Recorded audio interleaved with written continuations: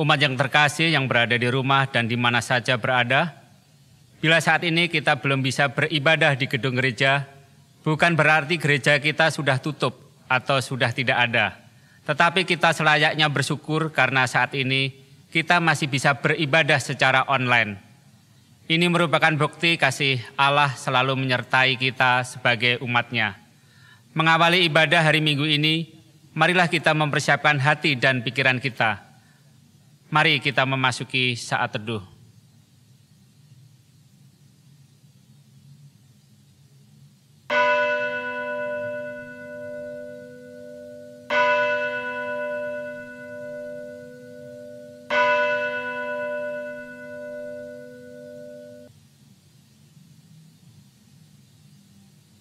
Saat teduh selesai, umat kami undang untuk bangkit berdiri.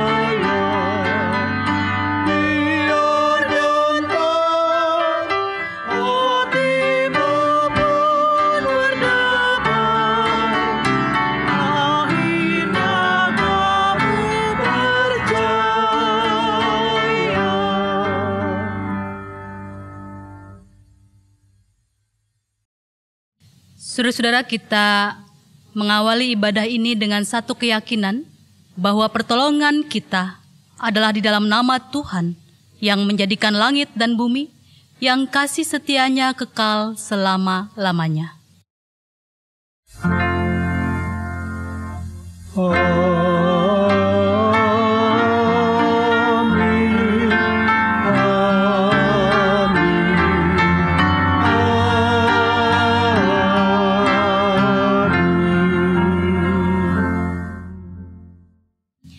Salam sejahtera bagi saudara sekalian di dalam nama Tuhan. Tuhan beserta saudara. Dan beserta saudara juga.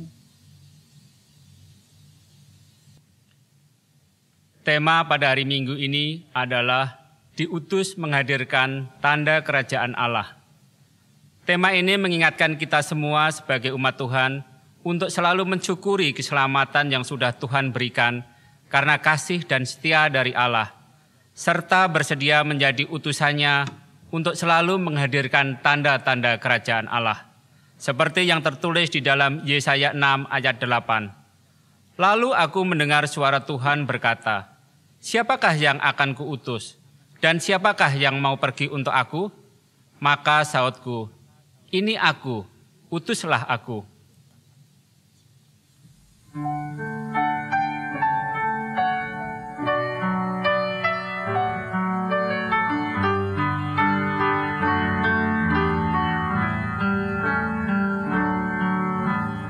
Carilah dulu kerajaan Allah beserta kebenarannya,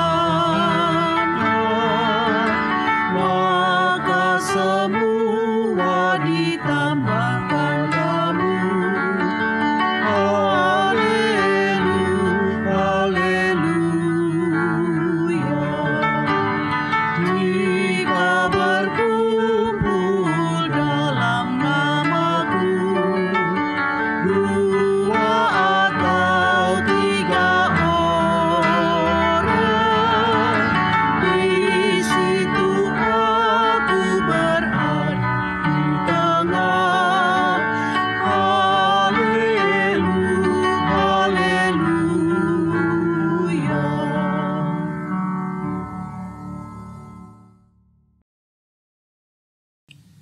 Marilah kita bersama-sama merendahkan hati dan pikiran kita di hadapan Allah dengan memohon pengampunan dosa.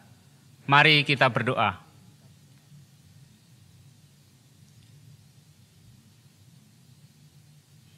Ya Allah, kami berterima kasih atas penyertaan dan pemeliharaanmu di dalam setiap kehidupan kami. Ampuni kami saat perbuatan kami masih jauh dari apa yang telah Engkau teladankan. Saat kami lebih memilih menutup diri dan enggan peduli dengan sesama. Saat kami membuat batas dan sekat pemisah di dalam berelasi dengan sesama. Saat kami lalai dalam mengendalikan diri dan berujung luka kepada sesama. Ya Tuhan, biarlah dengan sentuhan kasih dalam setiap peristiwa perjumpaan denganmu akan mengubah hati dan pikiran kami. Di dalam nama Tuhan Yesus Kristus, kami berdoa dan mengucap syukur. Amin.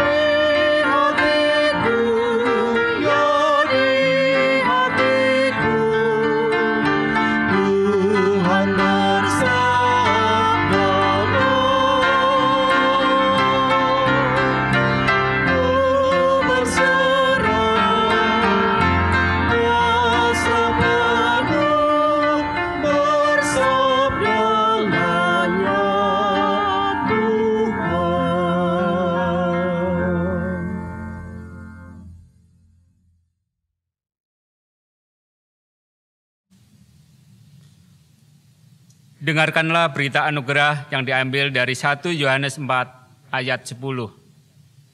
Inilah kasih itu, bukan kita yang telah mengasihi Allah, tetapi Allah yang telah mengasihi kita dan yang telah mengutus anaknya sebagai pendamaian bagi dosa-dosa kita. Demikianlah berita anugerah dari Tuhan. Syukur kepada Allah.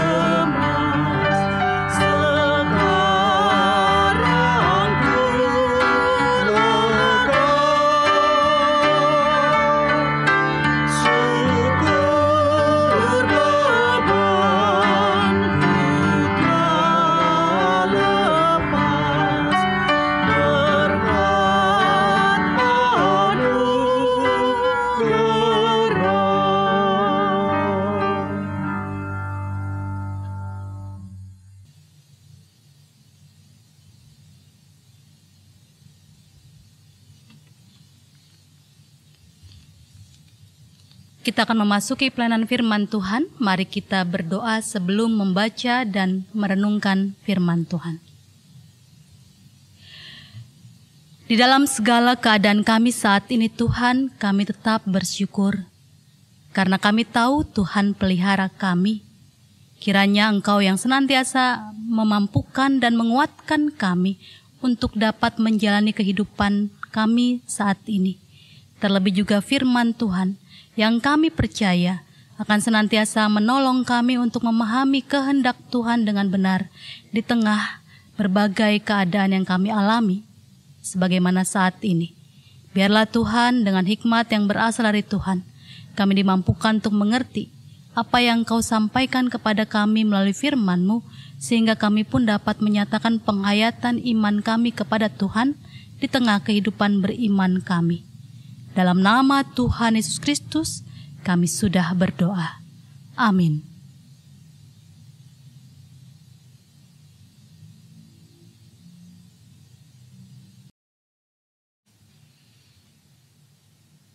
Bacaan pertama diambil dari Keluaran 19 ayat 2 sampai 8.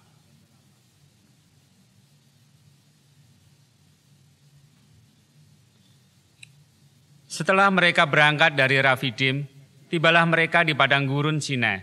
Lalu mereka berkemah di padang gurun, orang Israel berkemah di sana di depan gunung itu. Lalu naiklah Musa menghadap Allah, dan Tuhan berseru dari gunung itu kepadanya, "Beginilah kau katakan kepada keturunan Yakub, dan kau beritakan kepada orang Israel. Kamu sendiri telah melihat apa yang kulakukan kepada orang Mesir, dan bagaimana aku telah mendukung kamu di atas sayap Raja Wali dan membawa kamu kepadaku. Jadi sekarang, jika kamu sungguh-sungguh mendengarkan firman-Ku dan berpegang pada perjanjian-Ku, maka kamu akan menjadi harta kesayangan-Ku sendiri dari antara segala bangsa, sebab akulah yang mempunyai seluruh bumi. Kamu akan menjadi bagian-Ku kerajaan imam dan bangsa yang kudus. Inilah semuanya firman yang harus kau katakan kepada orang Israel." Lalu datanglah Musa dan memanggil para tua-tua bangsa itu dan membawa ke depan mereka segala firman yang diperintahkan Tuhan kepadanya. Seluruh bangsa itu menjawab bersama-sama, "Segala yang difirmankan Tuhan akan kami lakukan." Lalu Musa pun menyampaikan jawab bangsa itu kepada Tuhan. Demikianlah sabda dari Tuhan. Syukur kepada Allah.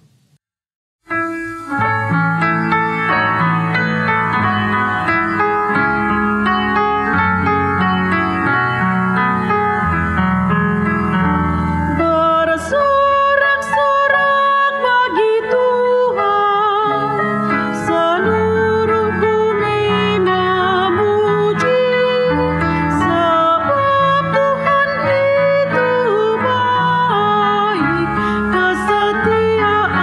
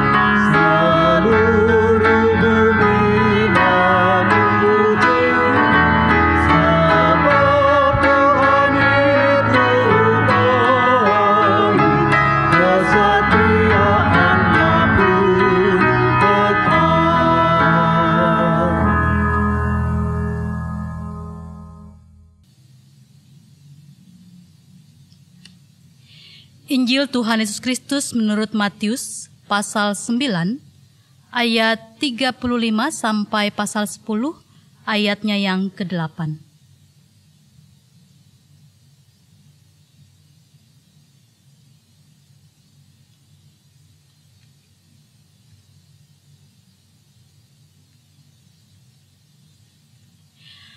Demikianlah Yesus berkeliling ke semua kota dan desa.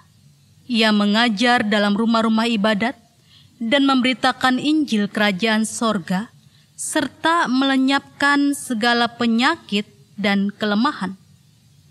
Melihat orang banyak itu, tergeraklah hati Yesus oleh belas kasihan kepada mereka, karena mereka lelah dan terlantar, seperti domba yang tidak bergembala.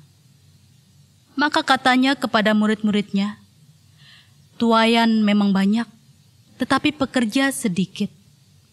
Karena itu mintalah kepada Tuan yang mempunyai tuaian, supaya ia mengirimkan pekerja-pekerja untuk tuaian itu."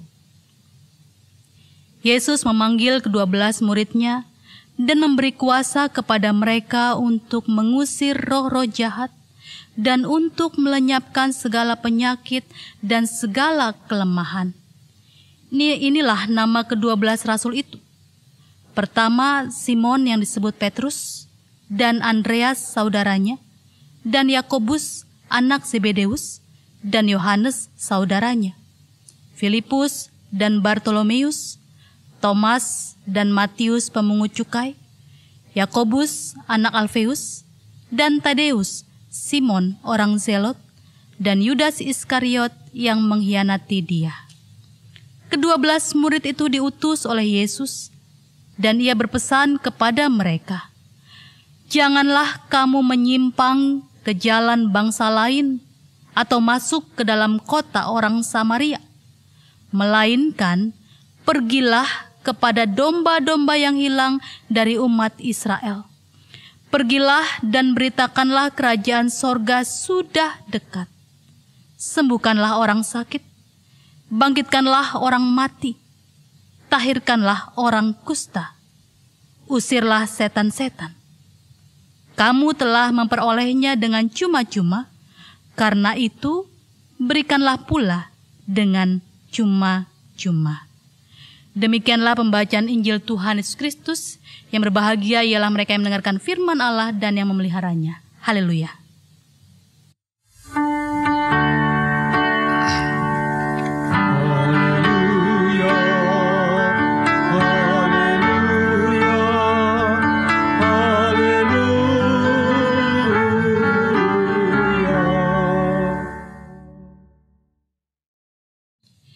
Saudara-saudara yang dikasihi oleh Tuhan Yesus Kristus, Alkisah di Tiongkok, ketika suku Qiang datang menyerbu negara Han dari perbatasan bagian barat, Kaisar Kuan saat itu menyuruh Zhao Chong memimpin pasukan untuk melawan suku Qiang. Kaisar menanyakan pada Zhao, "Berapa pasukan tambahan yang kamu butuhkan?" Lalu Zhao Chong berkata, "Hamba belum bisa memastikan, Yang Mulia." Lalu Kaisar menyarankan, "Ya sudah, utus saja orang untuk melihat garis depan sebelum peperangan." Tapi Zhao Chong menolaknya. Dia mengatakan begini, "Daripada mendengar 100 orang,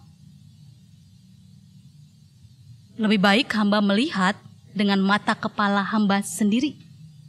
Izinkan hamba pergi untuk melihat garis depan, memastikannya."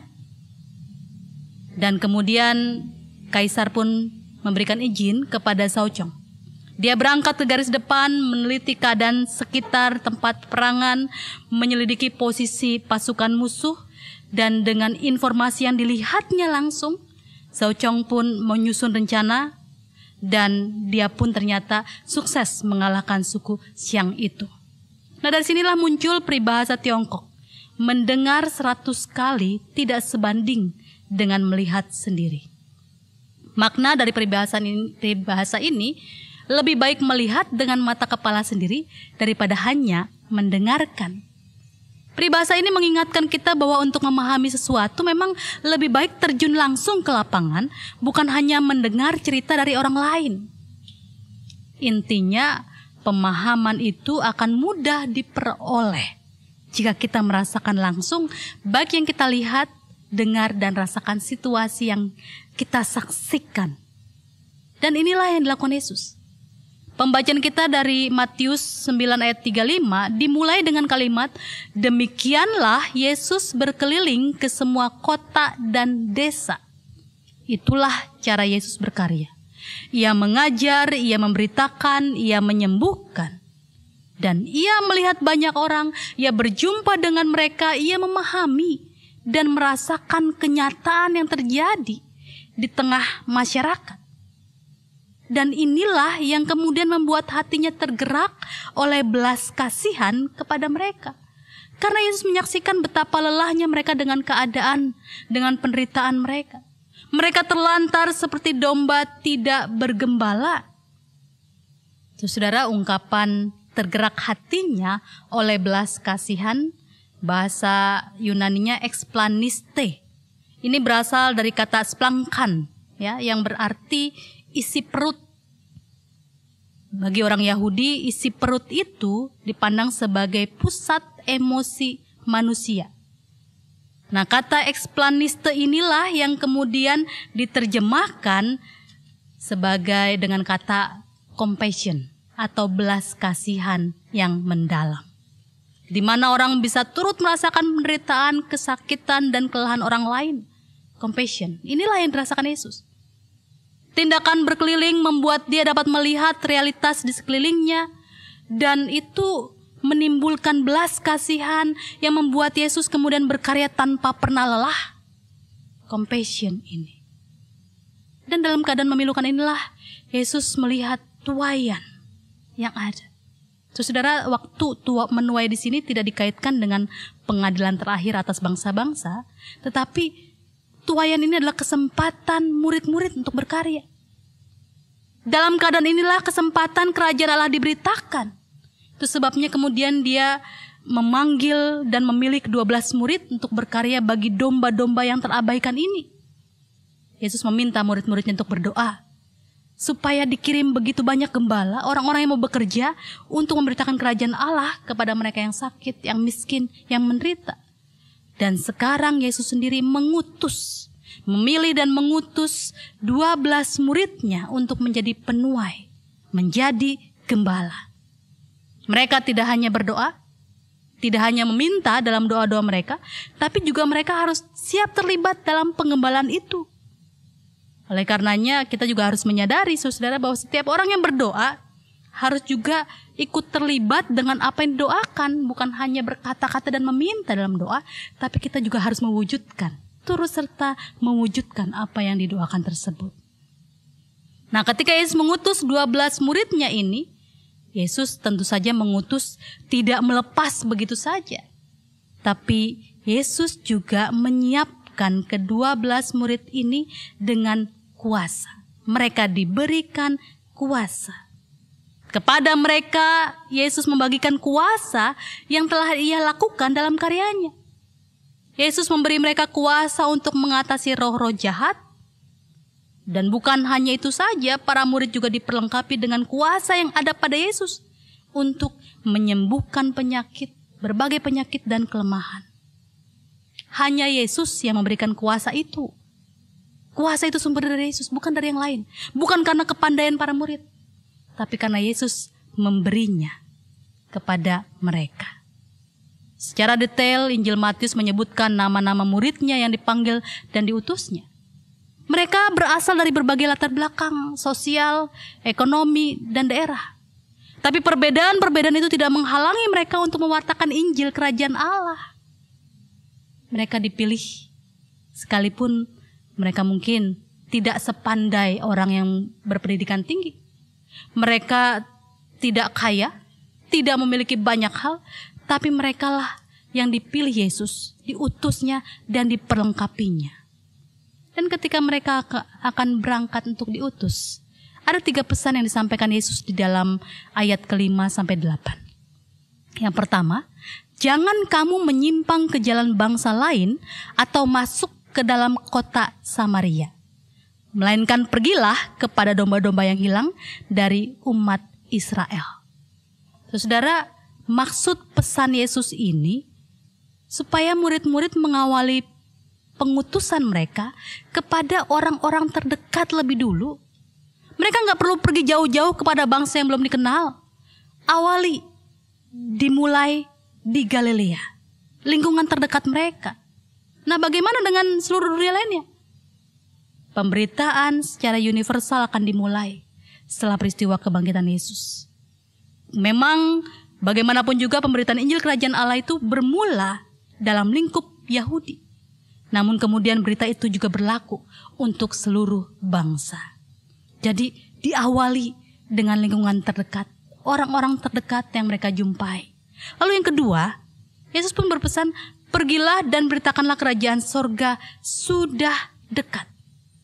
Pesan ini menyampaikan atau memberitakan kerajaan sorga sudah dekat sejak awal karya Yesus sudah dinyatakan. Bahwa kerajaan sorga sudah dekat, kerajaan Allah sudah hadir. Dan inilah yang disampaikan murid-murid juga, yang harus mereka beritakan dalam kehadiran mereka. Artinya kerajaan Allah itu sudah hadir dalam kehidupan umat manusia saat ini, kini, dan di sini. Lalu hal ketiga yang harus dilakukan oleh murid-murid, dikatakan sembuhkanlah orang sakit, bangkitkanlah, usirlah setan-setan, tahirkanlah orang kusta. Sebagaimana Yesus melakukan semua itu. Itu juga yang harus dilakukan murid-murid. Disinilah kita melihat kesinambungan pesan dalam pemberitaan Injil. Bahwa murid-murid diutus melakukan tepat seperti yang Yesus lakukan di dalam kehidupan mereka, dalam pelayanan mereka, dalam pengutusan ini. Yesus berbagi kuasa dalam pelayanan untuk menangani penderitaan umat manusia. Yesus melibatkan para murid untuk menjawab penderitaan domba-domba yang terlantar. Dan dengan melakukan tugas itu, maka benarlah bahwa mereka benar-benar terlibat aktif menghadirkan kerajaan sorga di tengah kehidupan setiap orang yang mereka jumpai. Itu 3 pesan yang disampaikan Yesus kepada murid-murid saat mengutusnya. Tapi ada lagi yang Yesus nyatakan juga. Selain 3 hal utama tadi, Yesus mengingatkan murid-murid untuk melakukan semua karya pelayanan itu dengan ikhlas, dengan rela hati dan tanpa pamrih. Yesus katakan karena mereka telah memperoleh semua dengan cuma-cuma, maka harus dibagikan dengan cuma-cuma pula. Menerima dan membagikan dengan cuma-cuma kasih karunia Allah yang sudah diterima adalah ungkapan syukur yang harus selalu dinyatakan dalam setiap tugas pengutusan mereka. Saudara, apa yang dinyatakan Yesus kepada para murid-murid ini mengingatkan kita semua. Bagaimanapun juga kita sudah menerima kasih karunia Allah. Ya. Kita semua, umat Tuhan masa kini, juga sudah menerima kasih karunia Allah. Dan sebagai orang percaya, kita juga dipanggilnya untuk diutus memberitakan kerajaan Allah dalam kehidupan kita. Gak perlu kita berpikir jauh-jauh yang ada di belahan bumi yang jauh. Tapi lihatlah orang-orang di sekitar kita, lingkungan terdekat kita, keluarga kita, masyarakat kita, gereja kita. Ya. Mereka adalah orang-orang yang membutuhkan kasih Allah, membutuhkan belas kasihan Kristus, compassion. Agar mereka dapat merasakan bahwa kehadiran kerajaan Allah itu benar-benar nyata di dalam kehidupan mereka. Karena saat ini ada begitu banyak orang kekurangan yang menderita, yang terkena dampak dari COVID-19 ini. Walaupun sebentar lagi semua orang berharap bahwa new normal akan kita masuki dan kita jelang. Tapi kita sadari new normal tidak akan berarti semuanya pulih dengan cepat. Ada begitu banyak hal yang harus dilalui, dijalani, dan tentunya memulai sesuatu yang baru. Di tengah-tengah situasi yang menderita, kekurangan ataupun terbatas, tidak mudah. Itu peran kita. Dan kita semua diutus untuk menyampaikan kerajaan Allah yang sudah hadir di tengah-tengah hidup kita ini. Dan Tuhan pasti memperlengkapi kita dalam pengutusan itu untuk dapat terus berkarya dalam setiap keberadaan kita masing-masing, dalam pekerjaan kita, di dalam setiap kehadiran kita, dimanapun, kapanpun. Saudara, ada seorang anak bernama Teddy Stanlard. Anak ini anak biasa saja, tidak menarik. Dan memang kondisinya pun sedikit agak kurang dapat belajar dengan baik di sekolah. Tapi memang dia juga tidak peduli dengan sekolahnya, pakaiannya tidak rapi, juga rambutnya tidak pernah rapi. Dia tidak disukai sekitarnya, termasuk tidak terlalu disukai oleh gurunya, Miss Thompson. Walaupun Miss ini selalu berkata, dia mengasihi semua muridnya sama.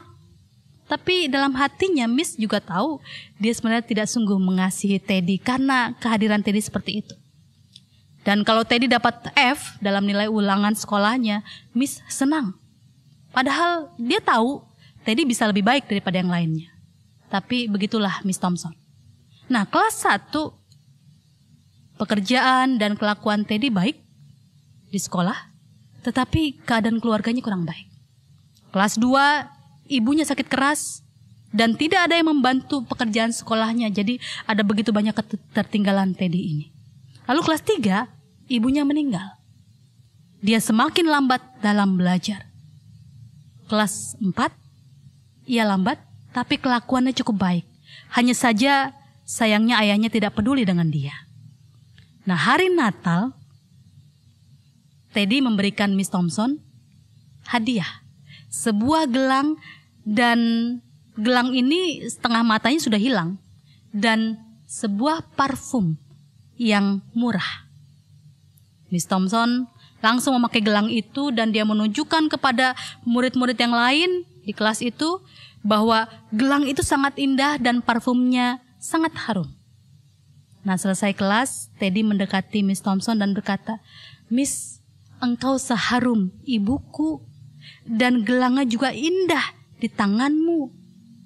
Aku senang engkau menyukai pemberianku." Seketika itu juga Miss Thompson sadar bahwa gelang dan parfum yang diterima dari Teddy adalah milik ibunya, Teddy, yang sudah meninggal. Tapi diberikan Teddy kepadanya. Dan saat itu juga Miss Thompson meminta pengampunan kepada Tuhan atas perlakuan selama ini terhadap Teddy dan juga mungkin murid-murid yang tidak disukainya. Nah, keesokan harinya, Miss Thompson hadir sebagai guru yang berbeda, tidak seperti sebelumnya. Ia tidak hanya seorang guru, tapi dia menjadi utusan Tuhan yang mengasihi dan membantu semua muridnya, terutama Teddy Stalar ini. Dan Teddy sejak saat itu mulai mengalami perubahan drastis. Dia maju dalam pelajarannya dan sampai menamatkan sekolah SD-nya.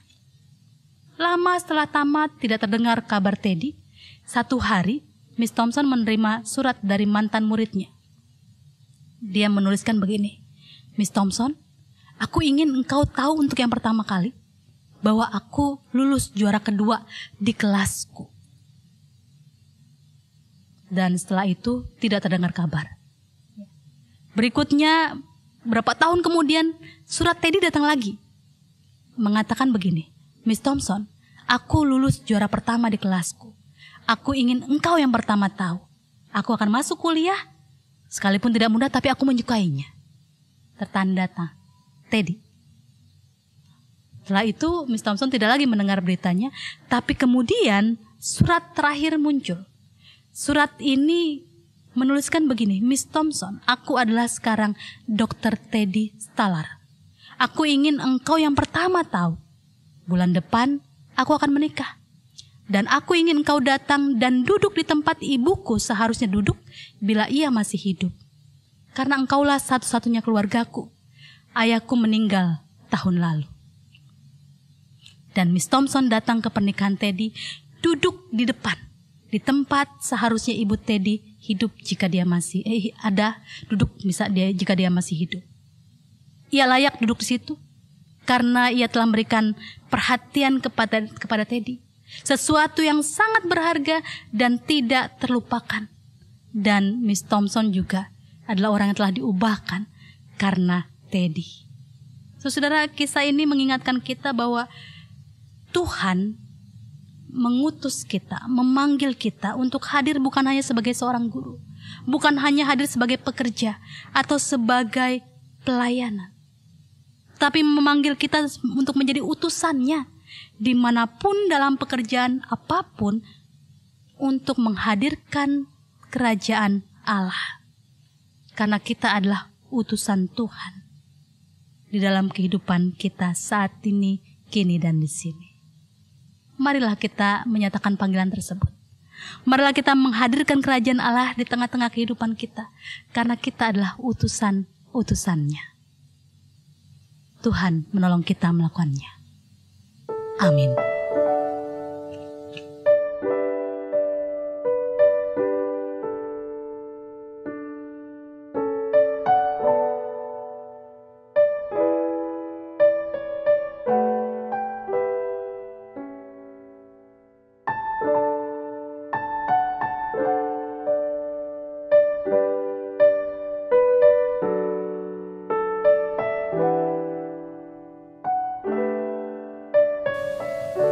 Umat diundang untuk bangkit berdiri.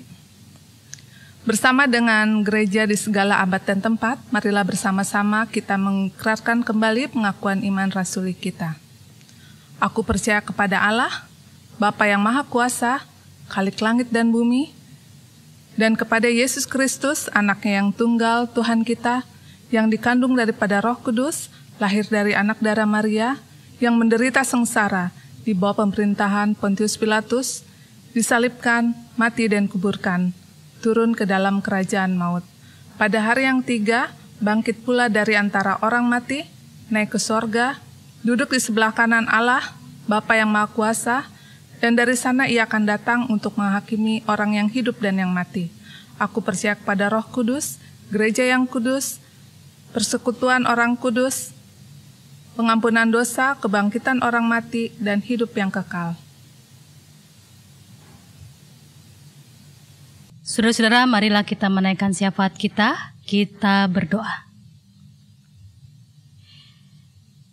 Ya Bapa di dalam sorga, kami sungguh bersyukur ketika hari ini kembali Engkau mengingatkan kami bahwa kami adalah umat-Mu yang Engkau utus untuk menghadirkan kerajaan Allah di tengah-tengah dunia ini, di tengah-tengah kehidupan kami, di tengah-tengah lingkungan masyarakat sekitar kami, di tengah-tengah keluarga kami. Kiranya Tuhan, kami dimampukan untuk menjalankan tugas pengutusan tersebut, karena kami percaya Engkau memperlengkapi kami untuk melakukannya. Engkau memampukan kami dengan belas kasihan-Mu yang boleh kami bagikan dan kami nyatakan kepada sesama kami, terlebih kepada mereka yang pada saat ini mengalami penderitaan, kekurangan atau kelemahan karena pandemi COVID-19 ini. Tuhan, mampukan kami untuk menghadirkan kerajaan Allah di tengah-tengah kehidupan mereka, di dalam belas kasihan yang dapat sungguh kami lakukan dan nyatakan. Demikian juga Tuhan, kami berdoa saat ini bagi saudara kami yang sedang sakit, mereka yang berada di dalam perawatan di rumah sakit atau di rumah, mereka yang memasuki tahap pemulihan ataupun yang masih merasakan sakit yang luar biasa. Tuhan hadir bagi mereka, memberikan kekuatan dan terlebih juga memulihkan mereka. Melalui pengobatan yang dijalani, perawatan, dan pendampingan keluarga yang mengasihi, semua menjadi bagian yang memampukan mereka untuk menyaksikan kemurahan dan kebaikan Tuhan nyata dalam hidup mereka. Demikian juga Tuhan, kami berdoa bagi mereka yang saat ini bergumul dalam kehidupan keluarga, rumah tangga, ataupun juga bergumul dalam pekerjaan mereka. Di dalam pandemi COVID-19 ini kami sadari ada begitu banyak mereka yang kesusahan masalah ekonominya. Tuhan, kepada mereka biarlah kasih-Mu sungguh nyata. Engkau memelihara mereka, memampukan mereka untuk bertahan di tengah berat dan sulitnya ekonomi yang mereka jalani. Demikian juga di dalam persoalan keluarga yang muncul. Tuhan, tolong agar setiap keluarga yang menghadapi masalah atau konflik karena kondisi ekonomi yang berat, Tuhan juga hadirkan kasih sayang dalam hidup mereka untuk dapat terus bertahan dalam kesatuan keluarga di tengah persoalan yang ada. Dan Tuhan memampukan mereka dengan hikmat Tuhan untuk dapat keluar dari setiap masalah dengan baik dan membangun relasi keluarga yang harmonis di dalam cinta kasih Tuhan. Juga saat ini Tuhan, kami berdoa untuk kehidupan bangsa dan negara kami dan masyarakat kami, di mana saat ini kami bersama-sama masih menghadapi pandemi COVID-19. Engkau menyertai pemerintah kami dan gugus tugas COVID-19 dalam melakukan penanganan yang terbaik bagi masyarakat. Dan kami semua sebagai warga negara, anggota masyarakat, dapat terlibat aktif di dalam memutus rantai penyebaran COVID-19 ini. Kami dapat turut serta menjaga kehidupan kami bersama, lingkungan kami, masyarakat kami, untuk tetap sehat dan tetap waspada dalam segala keadaan. Kami percaya Engkau juga memberkati para medis, dokter, perawat, petugas di rumah sakit, di dalam menjalankan tugas mereka terlebih menghadapi pasien COVID-19. Engkau tahu lelahnya mereka, Engkau tahu jerih payah mereka selama ini. Engkau juga yang memberikan kesehatan dan kekuatan kepada mereka untuk dapat tetap melayani, memberikan yang terbaik dalam menangani para pasien. Kami berdoa juga Tuhan bagi jemaat Tuhan yang pada saat ini menghadapi persoalan karena dampak dari COVID-19. Tuhan berikan semangat untuk menata kehidupan ke depan, terlebih juga ketika kami mempersiapkan diri memasuki tahap kehidupan new normal. Tuhan siapkan kami semua untuk tetap bersikap waspada dalam segala keadaan, menjaga kebersihan dan kesehatan kami, untuk dapat membangun kehidupan yang baru bersama dengan tatanan kehidupan yang lebih baik lagi. Kami percaya Tuhan yang senantiasa hadir dalam kehidupan kami, bangsa kami, masyarakat kami, untuk menghadapi pandemi COVID-19 ini, dan juga seluruh umat manusia di dunia ini yang terkena dampak dari COVID-19. Tuhan, biarlah kami dapat semakin berhikmat dalam menjalani kehidupan kami saat ini dan ke depannya, untuk meyakini di dalam segala keterbatasan dan keberadaan kami saat ini, utusan dan panggilan Tuhan tetap dinyatakan untuk menghadirkan kerajaan Allah di tengah-tengah kehidupan kami, sepatutnya dapat terus kami lakukan. Ya Bapa di dalam sorga, inilah seruan doa dan permohonan yang kami naikkan kepadamu. Di dalam nama Tuhan Yesus Kristus kami berdoa. Amin.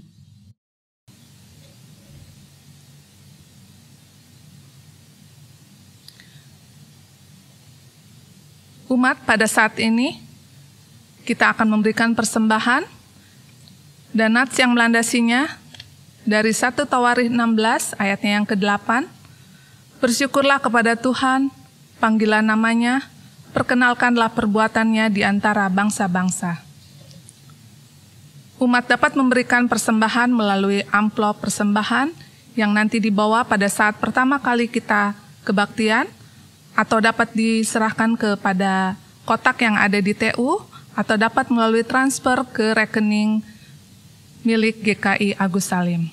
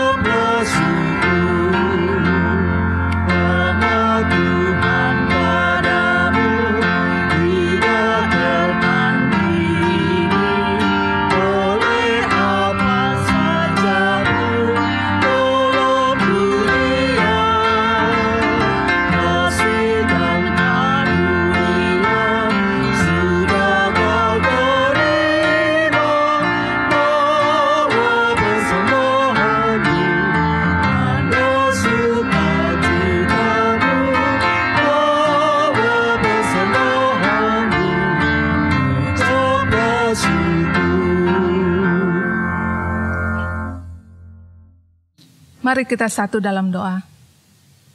Terima kasih ya Tuhan, kalau pada saat ini kami diberikan kesempatan untuk memberikan persembahan yang terbaik bagimu. Ya Bapa, biarlah kiranya persembahan itu bisa menjadi alat bagi gerejamu untuk menjadi saluran berkat di dunia yang sedang sedih dan susah ini. Terima kasih ya Tuhan, doa ini kami panjatkan hanya di dalam nama anak-Mu Yesus Kristus, Tuhan dan Juru Selamat kami yang hidup. Amin.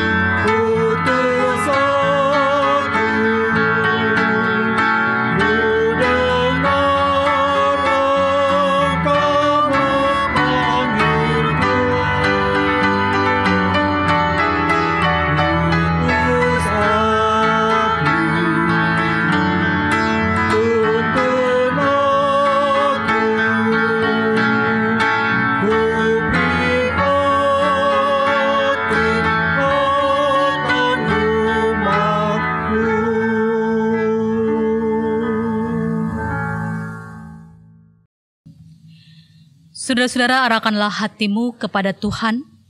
Kami mengarahkan hati kami kepada Tuhan. Jadilah saksi Kristus. Syukur kepada Allah.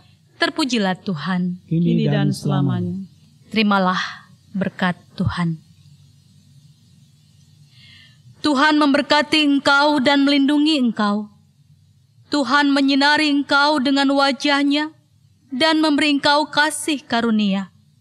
Tuhan menghadapkan wajah-Nya kepadamu dan memberi engkau damai sejahtera. Amin.